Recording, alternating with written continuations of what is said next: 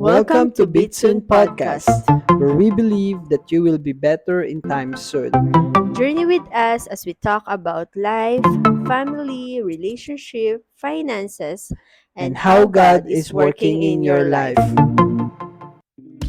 Last time, idiniscuss natin ang mga bagay na dapat nating pag-isipan bago pumasok sa isang relasyon. For today's podcast, isa-isahin naman natin ang mga importanteng goals sa isang relasyon bago tahakin ang buhay may asawa. First is to win each other's family. Since marriage is a union of two families, it is very important to start with a good lasting impression on each other's family members. Yes, you heard it right. Gaya nga ng mga naririnig natin, hindi lang siya yung pakakasalan natin kundi pati ang pamilya nito. Some of the practical advice we can share ay dapat nag-i-spend tayo ng time together on both families. It can be over dinner, attending special events or celebration, or you can do some sports together. Any activities under the sun will do, basta nakakabanding natin together yung family members ng isa't isa. Why? Dahil sa mga ganitong activities din natin, mas makikilala yung family niya, and this is also the best and smoothest way to get their approval in the future.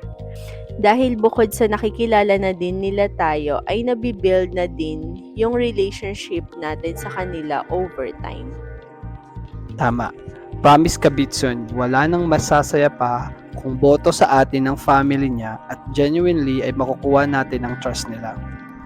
Dahil sobrang hirap i-maintain ang relationship with our partner kung against ang family niya sa atin. Tandaan natin that our partner was raised by his or her family. That's why we should give much honor and respect to them. Huwag natin silang baliwalain dahil sila ay naging malaking bahagi sa buhay ng partner natin. And for sure, when we were able to build a good relationship with them, our partner will have more peace of mind pursuing our relationship together. Agree ka ba Bitson?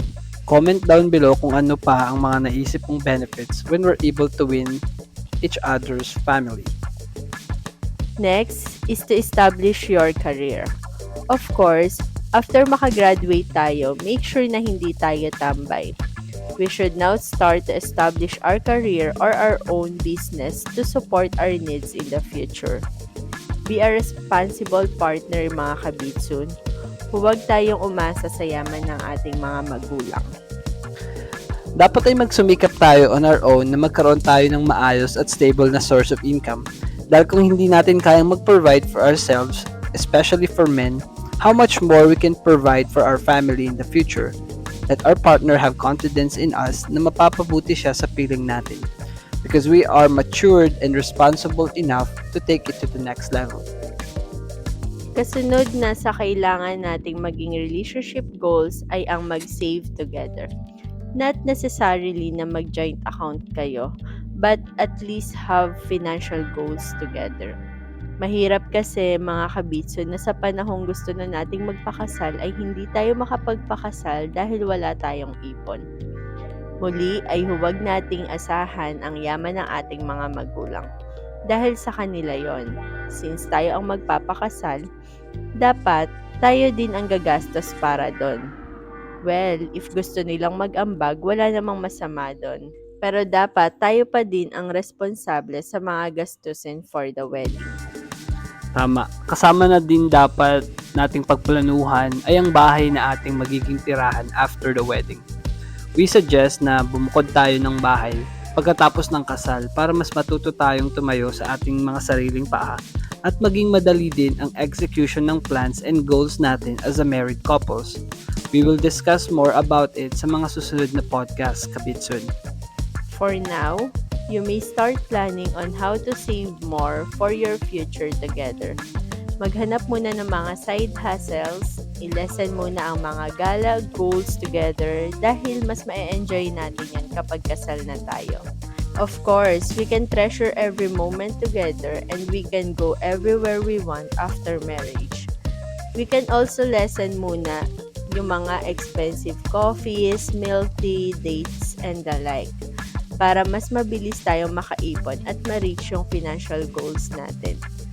At tips lang mga kabitsun, it would be a great help if i-discuss natin ito openly with our partners para ma-lessen yung conflict and unmet expectations along the way. It is very important to be on the same page sa mga goals and plans natin for our future. Yes, and lastly is to preserve each other's purity.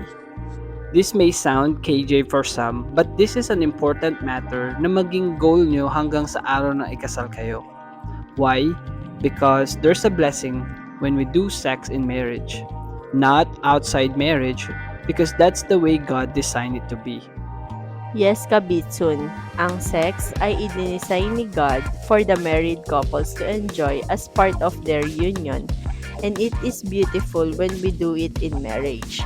And take note, it is the greatest gift we can give to our future spouse, our preserved purity. Not just for the ladies but also for the men. Kagaya nga ng mga bagay sa paligid natin, it is at its best pag brand new, 'di ba? Don't be deceived by the word, not because many young people, influential personalities, and celebrities are doing it, ay mag engage na din tayo doon. If you want your married life to be blessed by God in the future, hintayin muna natin ang wedding day bago ang sex. True love waits mga kabitson. If hindi kayang hintayin ng kapartner natin yung araw ng kasal, it's not true love. Kahit nagaano pa katagal at kalalim ang pinagsamahan natin, we can say na lust is greater than the person's love for us if they ask for it outside marriage. You deserve to be taken care of. Remember, true love is unconditional and we don't need to please him or her just to earn that person's love. If the person with us right now truly loves us, that person will wait patiently and will respect us. Tama, at gaya nga ng sabi sa 1 Corinthians chapter 13 verse 4 to 7, love is patient, love is kind.